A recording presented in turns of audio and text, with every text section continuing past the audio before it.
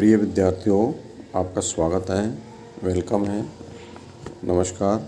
आज का हमारा विषय है वो है ग्रामीण समाजशास्त्र, रूरल ऑफ सोशोलॉजी। तो हम सबसे पहले इसमें आज जो हमारा टॉपिक है वो है भारत में ग्रामीण समाज की उत्पत्ति एवं विकास। भारत ग्रामों का देश कहा जाता है। यहाँ की संस्कृति ग्रामीण संस्कृति है, जिसका निर्माण करने वाली 72% जनसंख्या करीब 6% लाख गाँव में निवास करती है। गाँव ही हमारी प्राचीन समृद्ध सभ्यता है एवं संस्कृति के स्रोत एवं केंद्र हैं। हमारे प्राचीन धर्म ग्रंथों, वेदों, पुराणों, स्मृतियों एवं संहिताओं में ग्रामीण जीवन के विभिन्न पक्षों का विस्तार से हम चर्चा देखने को मिलती है। कवि एवं रचनाकारों ने ग्रामीणों की भूरी भूरी प्रशंसा की है और उन्हें स्वर्ग तुल्य बताया है। किंतु पिछली 2 शताब्दी में कुछ ऐसी महत्वपूर्ण घटनाएं घटी कि गाँव का प्राचीन स्वरूप बदल गया। औद्योगिकरण, नगरीकरण तथा यातायात के विकसित साधनों ने ग्रामीण जीवन को प्रभावित किया है और आर्थिक दृष्टि से स्वावलंबी गाँव परावलंबी हो गए। सुसंगठित गांव में विघटन की प्रक्रिया प्रारंभ हुई। लोग नगरीय तड़क भड़क एवं सुविधाओं की ओर आकर्षित हुए और गांव छोड़कर शहरों में जाने लगे। गांव में गरीबी, बेकारी, ऋणग्रस्तता एवं कृषि से संबंधित अनेक समस्याओं को जन्म दिया। अंग्रेजी शासनकाल में गाँव की बिगड़ती दशा पर कोई ध्यान नहीं दिया गया और गाँव की हालत बंद से भी बदतर होती गई। भारत में ग्रामीण समाजशास्त्र के विकास को हम 2 भागों में बांट सकते हैं, एक स्वतंत्रता और दूसरा स्वतंत्रता के पश्चात। इन दोनों के हम इस प्रकार से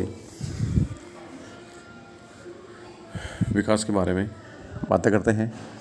तो भारत स्वतंत्रता से पूर्व ग्रामीण समाज का विकास किस प्रकार से हुआ। भारत में स्वतंत्रता से पूर्व अंग्रेजी शासन के दौरान 19वीं सदी में ग्रामीण जीवन से संबंधित कुछ अध्ययन इस प्रकार से हैं कि उनका उद्देश्य ग्रामीण पुनर्निर्माण, सुधार, कल्याण नहीं अपितु राजनीतिक लाभ प्राप्त करना था। किंतु इन अध्ययनों का एक लाभ ये अवश्य हुआ कि इनके द्वारा स्थापित पुरुषों ने आगे होने वाली अध्यायों का मार्गदर्शन किया और ग्रामीण अध्ययन की रूपरेखा प्रस्तुत की। सन 1803 में ग्रामीण पारिवारिक एवं आर्थिक जीवन का विवरण देने वाली एक उपयुक्त पुस्तक जो इंडियन रिक्रिएशन विलियम टेनेंट द्वारा प्रकाशित की थी। यह पुस्तक चाहे अपूर्ण हो थी, परंतु प्रारंभिक प्रयत्न के रूप में ये एक उपयोगी दस्तावेज था। सन 1861 में सर हेनरी मैन की एंशिएंट लॉ नामक पुस्तक प्रकाशित हुई, जिसमें भारतीय ग्रामीणों की सामाजिक आर्थिक समस्याओं एवं भूमि व्यवस्था पर प्रकाश डाला गया। बैडन पावेल ने भी 2 पुस्तकें लिखी।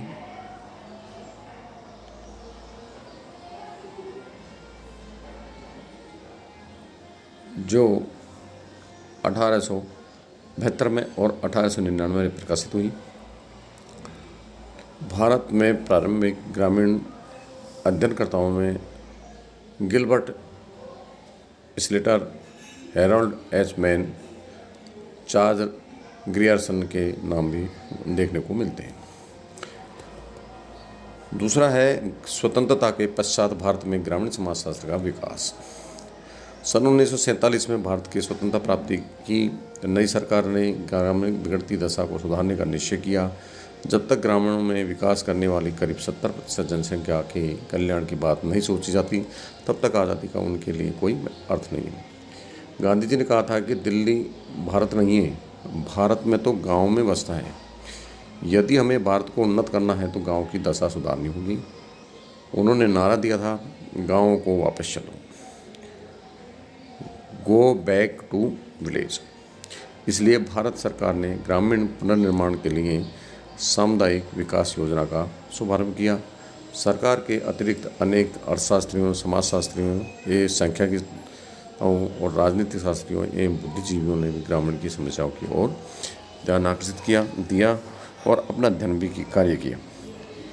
यहीं से भारत में ग्रामीण समाजशास्त्र की पृष्ठभूमि तैयार हुई। सरकार ने भारतीय जनता के लिए अनेक कल्याणकारी योजनाएं प्रारंभ की। पंचवर्षीय योजनाएं, सामुदायिक विकास योजना, समन्वय ग्रामीण विकास कार्यक्रम, सहकारिता, भूदान, ग्रामदान एवं सर्वोदय योजनाओं के द्वारा ग्रामीणों की कायाकल्प करने का प्रयास भी किया। विकास कार्यक्रम को सफलतापूर्वक लागू करने के लिए गांव की जानकारी उपलब्ध होना आवश्यक है। इस संबंध में प्रोफेसर देसाई ने कहा है कि ग्रामीण सामाजिक संगठन, इसके ढांचे एवं कार्य, उद्विकास का व्यवस्थित अध्ययन केवल आवश्यक ही नहीं हो गया, वरन स्वतंत्रता प्राप्ति के बाद अनिवार्य भी हो गए हैं। आज हम ये महसूस करने लगे हैं कि ग्रामीण भारत की उन्नति एक विकास के लिए ग्रामीण जीवन का वैज्ञानिक एवं व्यवस्थित अध्ययन किया जाना चाहिए। बुद्धिजीवियों ने ग्रामीण अध्ययनों के प्रति पिछले कुछ वर्षों में रुचि जागृत हुई और अनेक विद्वानों ने भारत के विभिन्न ग्रामों का अध्ययन किया। ये अध्ययन सामुदायिक विकास योजनाओं, कृषि और समस्याओं, औद्योगिक एवं नगरीकरण के प्रभाव, कृषक समाजों, ग्रामीण नेतृत्व, ग्रामीणों की बदलती सामाजिक संरचना से संबंधित रहे। भारतीय ग्रामीण समाज के बारे में हम जानकारी प्रदान करने वाली आज अनेक पुस्तकें, पत्र पत्रावलियाँ, संस्थाएं, मुख्य रूप राज्यों में राजपत्र, जनगणना रिपोर्ट, राज्य एवं केंद्रीय सरकार ग्रामीण प्रकाशित की जाने वाली विज्ञप्तियाँ, अनुसूचित जाति एवं जनजाति की रिपोर्ट, राज्य एवं केंद्र की समाज कल्याण बोर्ड की रिपोर्ट एवं प्रकाशन तथा विभिन्न संस्थाओं द्वारा, सरकारों द्वारा किए गए आर्थिक, सांख्यिकी एवं सामाजिक सर्वेक्षण आदि के रूप में प्रचुर मात्रा में ग्रामीण सामग्री उपलब्ध है।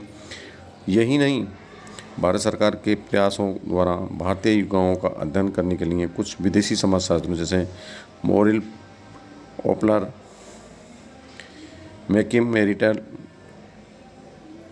आदि को अध्ययन के लिए आमंत्रित किया गया। तो इन विद्वानों ने भारतीय संस्कृति एवं गाँवों का विदेशी संस्कृतियों एवं गाँवों से तुलना अध्ययन प्रस्तुत किया।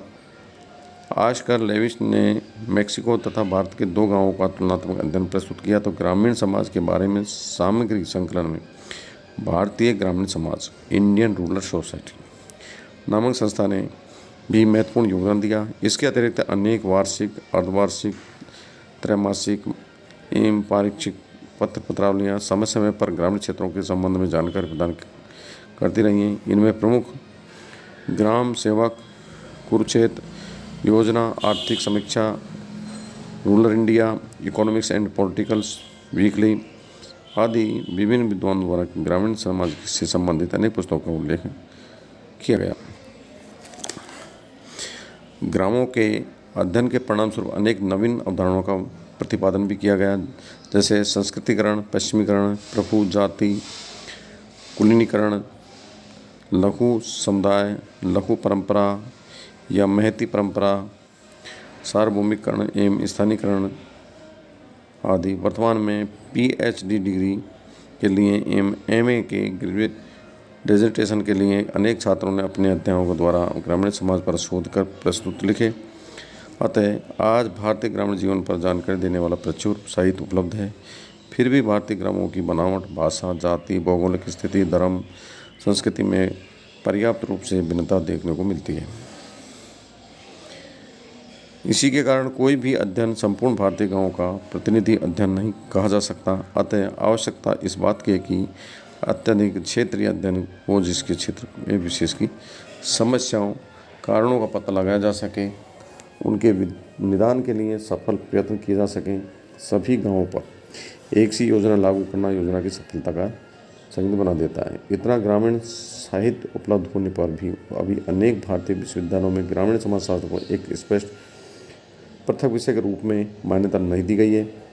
इसे अर्थशास्त्र, समाजशास्त्र, सोशल वर्क, कृषि विज्ञान के अंतर्गत भी पढ़ाया जा सकता है। वर्तमान में दशक ने कुछ विश्वविद्यालयों में यह पृथक विषय के रूप में भी पाठ्यक्रम में सम्मिलित किया गया है।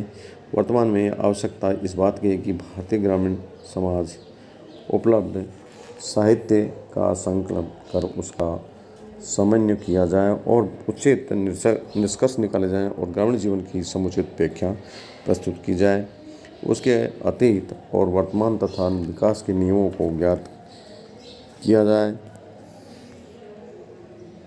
ऐसी स्थिति में ही ग्रामीणों से सुंदर भविष्य के निर्माण में ग्रामीण समाज अपना योगदान दे सकता है।